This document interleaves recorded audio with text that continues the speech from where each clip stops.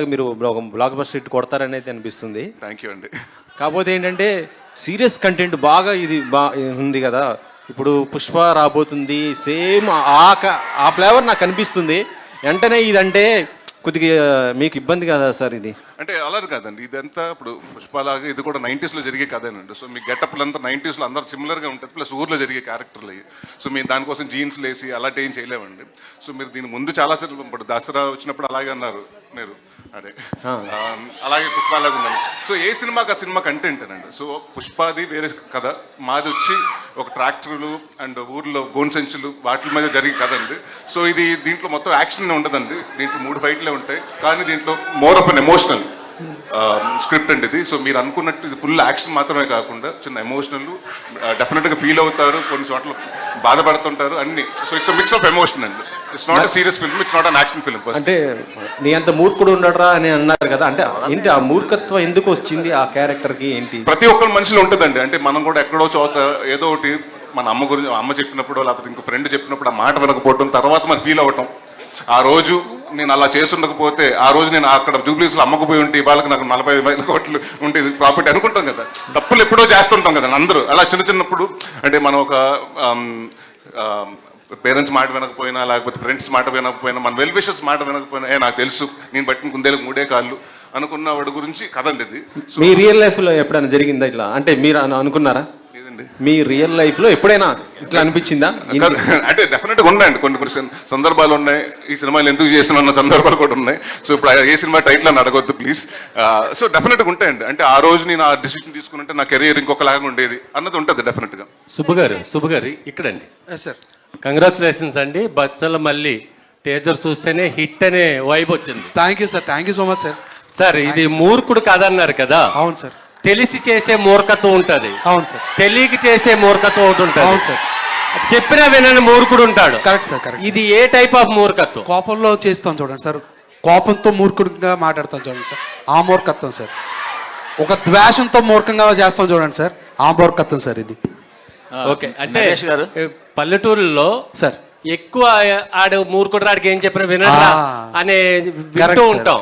Correct sir, correct sir. ఆ type of మూర్ఖ, ఆ టైప్ ఆఫ్ ఊరికి ఒకడు ఉంటాడు చూడండి సార్, అందరూ అంటే రివర్స్ లో మాట్లాడుతుంటాడు చూడండి సార్, ఆ క్యారెక్టర్ సార్ ఇది. నరేష్ గారు చెప్పండి సార్. నరేష్ గారు టీజర్ చాలా బాగుంది. థ్యాంక్ యూ అండి. మీ లాంగ్వేజ్లో చెప్పాలంటే ఎందుకోసం చూడాలి, దేనికోసం చూడాలి, కొంచెం వివరంగా చెప్పండి.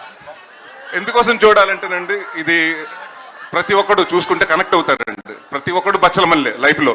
ఎందుకంటే ఏదో ఒక మిస్టేక్లు చేసి సరిదిద్దుకోలేని మిస్టేక్ చేసి దాని తర్వాత అది చేస్తుంటే బాగుంటుందని ప్రతి ఒక్కడు చాలా రిపెండ్ అయి ఉంటాడండి. కానీ క్యారెక్టర్ అలా కాదు. సో మీరు ఏమనుకుంటారంటే రేపు అంటే జనరల్గా అంటాం కదండి, ఆడు మనిషికి అది మూర్ఖుడు అంటారు కదండి, అది మారిపోద్ది. ఈ సినిమా చూసిన తర్వాత ఆడు మనిషికి అది బచ్చల మళ్ళీ అంటారు, అలా మారుతుంటుంది అండి. అసలు అదే చెప్తున్నాను, అసలు ఎమోషన్ అండి. ప్రతి ఒక్కడికే కనెక్ట్ అయ్యి కదా, ప్రతి కుర్రోడికి లేకపోతే ప్రతి మీకు తెలిసిన వాడి కథలా ఉంటుంది. చూసుకుంటే ఎవరే మా ఊర్లో ఇడు ఉన్నాడు కదా, ఇలాంటి కుర్రోడు ఒకటి ఉన్నాడు కదా, ఇలాగ అయిపోయాడు కదా, ఇలా ఉన్నాడు కదా లైఫ్లో అనుకుంటారు. పని పాట లేకుండా తిరిగేసి గోడల మీద కూర్చొని అమ్మాయిలు వెళ్ళి వచ్చి అమ్మాయిలు వాళ్ళతో మీద ఏదో రాయేసేసి వాళ్ళకి వెళ్ళి ఇలాంటి వాళ్ళు ఉంటారు కదా. ప్రతి ఒక్కటి ఉన్నా లేకపోయినా గొడవ పడిపోయే క్యారెక్టర్లు ఉంటారు కదండి, అలాంటి క్యారెక్టర్ ఇతను. సో ఇది కొంచెం అంటే మనం సొసైటీలో చాలా తరచు చూసి కదా క్యారెక్టర్. సో దాన్ని కొంచెం మూర్ఖత్వం బార్డర్ దాటేస్తే నీ లైఫ్లో ఎలాగ అయిపోతాయని చెప్పడానికి కోసం తీసిన కదండి. సో అది అంతకు చూడాలి. నరేష్ గారు, సుబ్బు గారు, శంకరాభరణం దగ్గర నుంచి సార్ చూసుకుంటే అన్నవరంలో తీసిన సినిమా హిట్ అవ్వకుండా ఉండలేదు చరిత్రలో.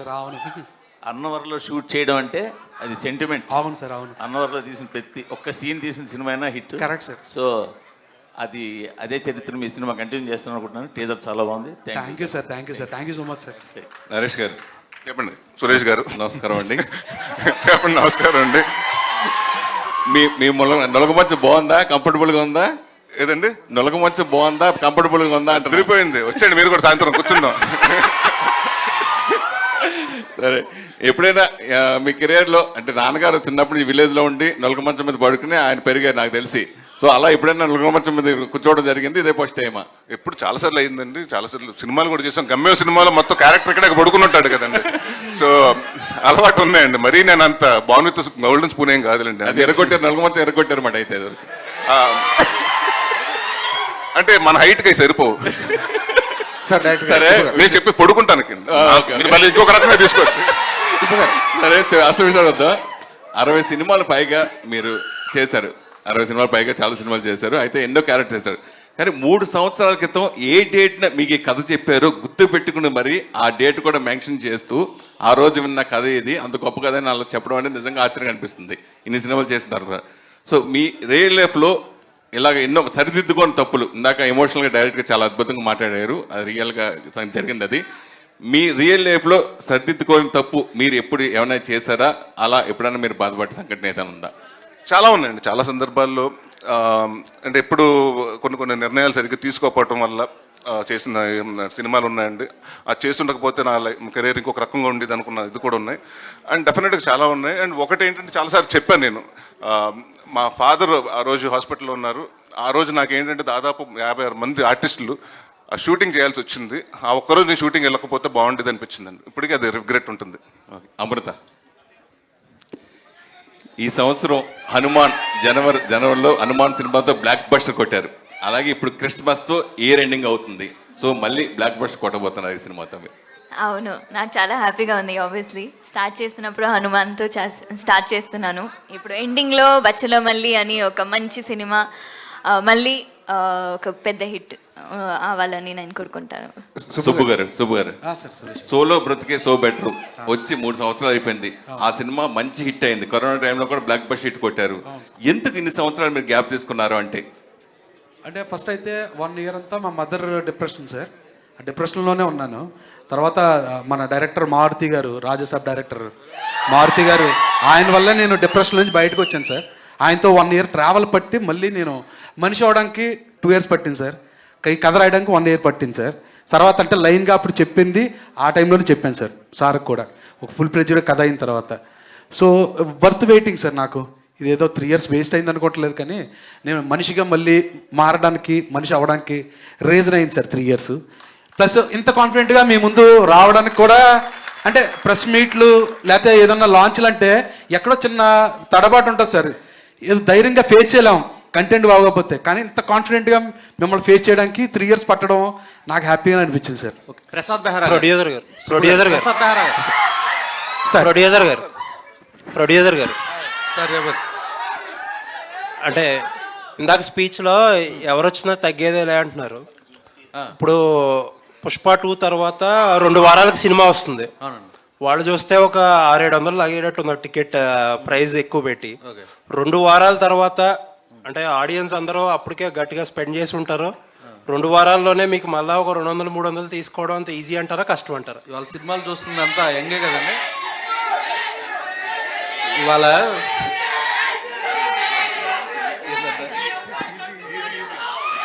ఎక్స్ప్లెయిన్ చేస్తున్నా, వినండి. ఇవాళ సినిమా చూస్తున్నంతా యంగ్ పీపులే కదా సార్. వాళ్ళందరూ పుష్ప ఉదయం 7 గంటలకు చూడకపోతే చచ్చిపోతారు. వాళ్ళు వెళ్ళి చూసేస్తారు. మాకు 15 రోజులు గ్యాప్ ఉంది. మొన్నే దీపావళికి 3 సినిమాలు వచ్చినాయి. నైజాం ఒక సినిమా 8 కోట్లు చేసింది, ఒక సినిమా 10 కోట్లు చేసింది, ఇంకో సినిమా 5 కోట్లు చేసింది.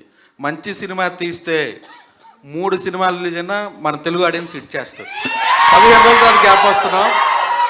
డెఫినెట్గా పుష్పాన్ని చూస్తారు, బచ్చలు మళ్ళీ చూస్తారు. హీరోలకి టెక్నీషియన్లకి కథ బార్లో చెప్పారు, థియేటర్లు కళ్ళు కాంపౌండ్లు అయిపోతాయా? కన్నీళ్ళ కాంపౌండ్లు అవుతాయి సార్, కన్నీళ్ళ కాంపౌండ్లు అవుతాయి. డెఫినెట్గా కన్నీళ్ళతోటే ఎండ్ వస్తారు సార్. సో కళ్ళు కాంపౌండ్ అవ్వదు సార్, కన్నీళ్ళ కాంపౌండ్ అవుతుంది. నిజంగా బార్లో చెప్పారా లేదంటే? లేదు సార్, ఎందుకు చెప్తాం సార్ బార్లో కబుర్లు చెప్తాం సార్, కథలు ఎక్కడ చెప్తాం.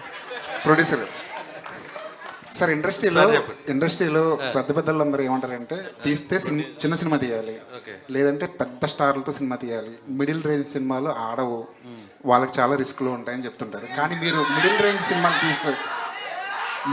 సినిమాలు తీసి హిట్లు కొట్టారు మీరు. అవునండి. ఆ సీక్రెట్ ఏంటి సార్? కథలే సార్.